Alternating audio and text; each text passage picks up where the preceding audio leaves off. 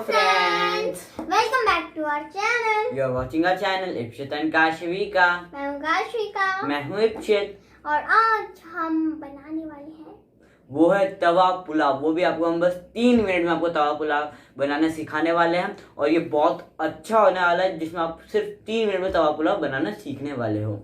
और अगर आप हमारे चैनल पे नए हैं तो फटाफट से सब्सक्राइब का बटन दबा दीजिए और नोटिफिकेशन बेल को ऑल पे कर दीजिए, ताकि आपको हमारे चैनल की सारी वीडियोस के बारे में नोटिफिकेशन मिलते रहे।